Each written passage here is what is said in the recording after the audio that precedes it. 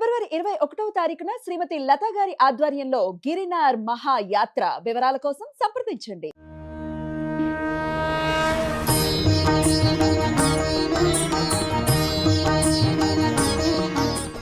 అందరికీ నమస్కారం. శరణాగతి మార్గం కార్యక్రమానికి మీ అందరికీ స్వాగతం. మనలో చాలా మంది అనుకుంటూ ఉంటారు కదా, చక్కగా ఎంతో పుణ్యం చేస్తే మనిషి జన్మెత్తుతారు. ఈ జన్మలో గనక మనం ఏదన్నా పాపం చేసినా తెలుసో తెలియకో కుక్కలా పుడతారు, నక్కలా పుడతారు, కప్పలా పుడతారు, పందిలా పుడతారు, ఇట్లా ఏటేటో చెప్తూ ఉంటారు మన పెద్దవాళ్ళు. అంటే అమ్మో మనం మంచిగా లేకపోతే మనకి మళ్ళీ వచ్చే జన్మలో మనం ఎన్ని కష్టాలు ఫేస్ చేస్తామో ఏంటో అని అట్లాగా చెప్తూ ఉంటారు.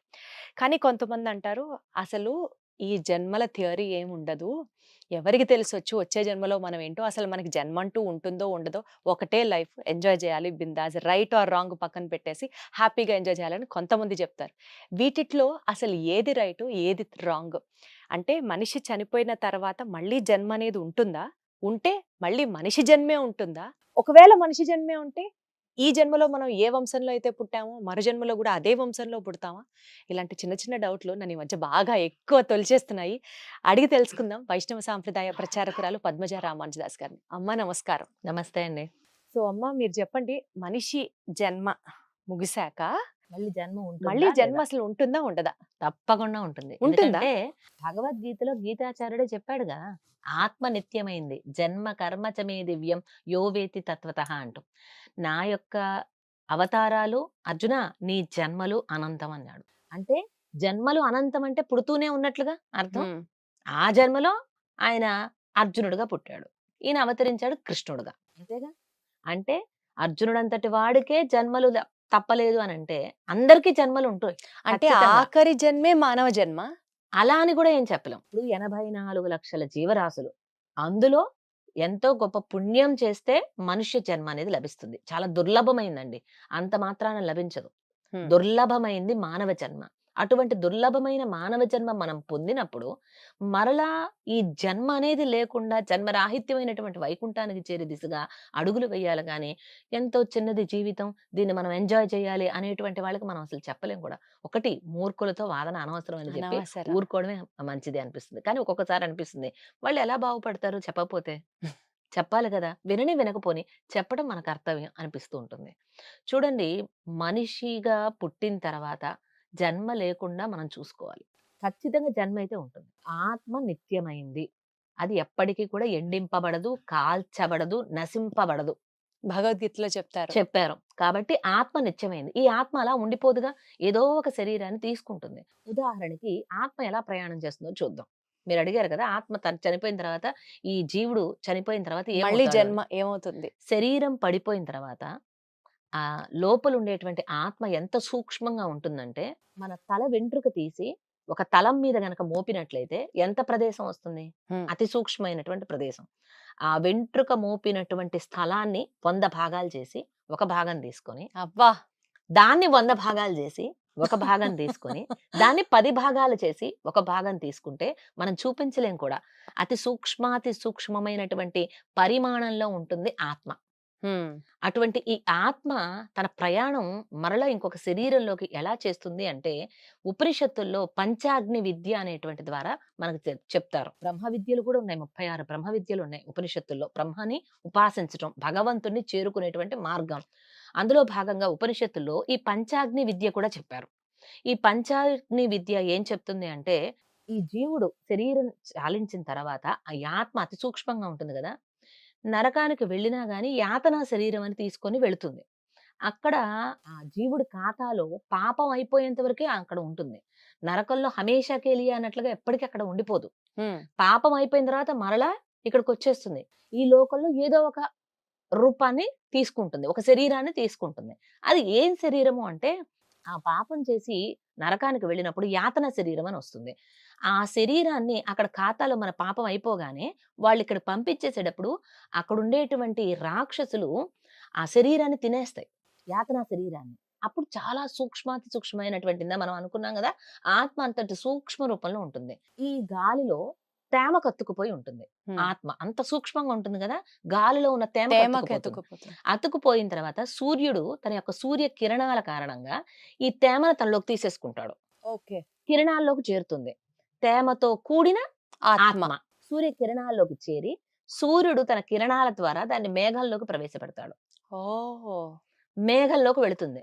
ఈ తేమ అంతా కూడా తేమకు తో అంటుకున్నటువంటి కూడినటువంటి ఆత్మ. ఆత్మ కూడా మేఘంలో చేర్చబడుతుంది. మేఘంలో ఉన్నటువంటి తేమ, ఈ ఆత్మ ఇవి 2 కూడా మలయమారుతం అలా చల్లగాలి తగలగానే మేఘం ఏమవుతుంది? తనలో ఉన్న నీటిని వర్షిస్తుంది. అవునా? అప్పుడు ఆ వర్షం రూపంలో ఆ తేమ వర్షంగా మారి అలా కిందకొచ్చేటప్పుడు ఆ జీవుడు కూడా సూక్ష్మ రూపంలో ఉన్నటువంటి జీవుడు కూడా ఆత్మ కూడా ఆత్మ. ఆ వర్షం రూపంలో కిందకొచ్చేస్తుంది. అంటే భూమి వాటర్ మీదకి సైకిల్ వచ్చేస్తుంది. లాగా చక్కగా. అంతే. హ్మ్. కిందకొచ్చేస్తుంది. వచ్చినటువంటిది ఏమవుతుంది? నదిలో పడిందనుకోండి, పారే నదిలో వెళ్ళిపోతూ ఉంటుంది.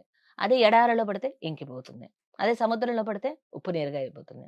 ఎప్పుడైతే ఆ వర్షపు నీటి చుక్క ఒక పంట పొలంలో పడుతుందో, అది కూడా ధాన్య పొలంలోనో ఏదైనా ఒక అటువంటి ఆ పొలంలో పడినప్పుడు ఆ వేర్ల ద్వారా ఆ మొక్క లోపలికి వెళ్ళిపోతుంది. ఆ సూక్ష్మాతి సూక్ష్మమైనటువంటి ఆత్మ ఆ వేరుని చేరుకొని నీరు పెడుతూ ఉంటే ఆ వేరు నుంచి నిదానంగా పైకొచ్చేసి ఆ ధాన్యం కంకు రూపంలో బయటకొస్తుంది ఆత్మ.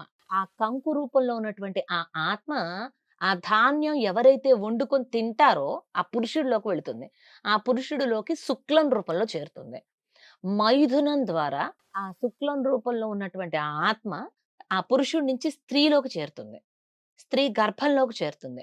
అలా మరలా గర్భవాసం చేసి భూమి మీదకొస్తాడు. ఇంత పెద్ద సైకిల్ ఉందా మనిషి చనిపోయిన తర్వాత ఆత్మకి? ఇది ఒక మనిషి జన్మ లభించటానికి.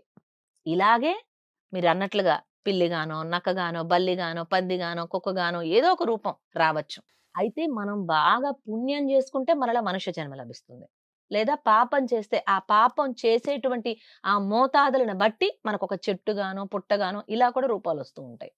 ఇలా మనిషి జన్మ మరలా రావాలి అంటే ఇంత దుర్లభమైన మనిషి జన్మ. చూడండి, పంచాగ్ని విద్య అన్నారు. ఎందుకన్నారు పంచాగ్నులని?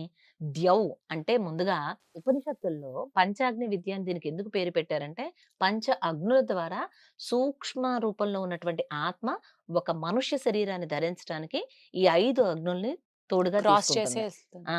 ఎందుకంటే మొట్టమొదటిది ద్యు అంటారు. ద్యు అంటే మేఘం. మేఘంలోకి ఆ తేమగా అతుక్కుపోయి ఉన్నటువంటి ఆత్మ సూర్యకిరణాల ద్వారా మేఘంలోకి ప్రవేశపెడుతుంది కదా! వెళ్తుంది. అది ద్యు మొట్టమొదటి అగ్ని. అటునుంచి పర్జన్యుడు వర్షం రూపంలో నేల మీదకి చేరుతుంది. భూమి మీదకి. ఈ పర్జన్యుడు రెండవది అగ్ని. మూడవ అగ్ని భూమిని చేరుకుంటుంది కదా! పృథ్వీ మూడవ అగ్ని. 4 పురుషుడి యొక్క శుక్లకణంలోకి వెళుతుంది.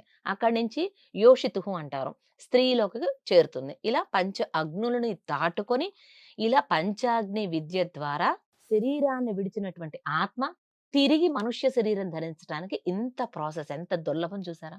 అమ్మ పురుషునికి చేరుకున్న తర్వాత స్త్రీని చేరుకున్న తర్వాత అంటే ఖచ్చితంగా ఇంకా ఆత్మ మనిషి జన్మ ఎత్తినట్లేగా అంటే మనిషి జన్మ ఎత్తేట్లయితే ఈ ఈ ప్రొసీజర్. ప్రాసెస్. లేదంటే వారు చేసుకునేటువంటి పుణ్య పాపాలను బేరీజు వేసుకొని దాని ప్రకారంగా భగవంతుడు వారికి తగినటువంటి ఒక శరీరాన్ని ఇస్తాడు. మనం మనుష్య జన్మ లభించిన తర్వాత మరలా ఈ శరీరంతో ఊరికనే ఉండలేంగా, ఏదో ఒకటి చేస్తాం. చేసేది మంచి పని అయితే పుణ్యం వస్తుంది, చెడ్డ పని అయితే పాపం వస్తుంది. కరెక్ట్. ఈ పుణ్య పాపాలను ఆధారంగా చేసుకొని ఆ జీవుడికి మరు జన్మ ఏమిటనేది డిసైడ్ చేస్తాడు భగవంతుడు. కానీ మరుజన్మ ఉండడం మాత్రం ఉంటుంది, తథ్యం. ఖచ్చితంగా ఉంటుంది. ఆ మరుజన్మ లేకుండా వైకుంఠ ప్రాప్తి కోసమే ఈ కథలు, పురాణాలు, వ్రతాలు, ఆచరించాల్సిన నియమాలు ఇవన్నీ చేస్తే వైకుంఠ ప్రాప్తి. లేకపోతే జన్మ తర్వాత జన్మ తప్పదు. అది మనిషిగా పుడతామా, బల్లిలా పుడతామా అన్నది ఇంకా అది మనం చేసుకునే దాన్ని బట్టి ఆధారపడి ఉంటుంది. కాబట్టి దుర్లభమైన మనుష్య జన్మ ఇప్పుడైతే మనకి లభించింది కదా, ఎందుకు వేస్ట్ చేసుకోవటం? Why to take chance? అంతే కదా. మళ్ళీ పుడతామా ఏంటి? హ్మ్. కాబట్టి మళ్ళీ పుట్టాలా ఏమిటి?